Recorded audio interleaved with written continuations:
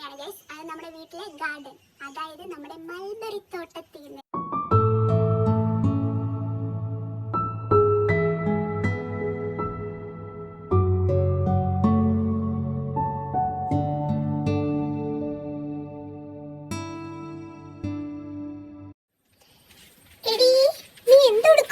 നമ്മുടെ മൽബറി തോട്ടത്തിൽ നിന്ന് മൽബറി തിന്നുന്നു. നിനക്കും വേണോ? നിനക്കും തരാം.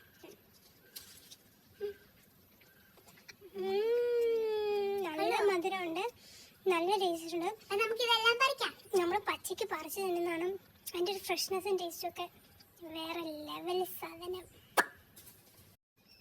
ഓക്കെ ഗൈസ്, ഇപ്പം ഇതിങ്ങനെയാണ്. ഇനി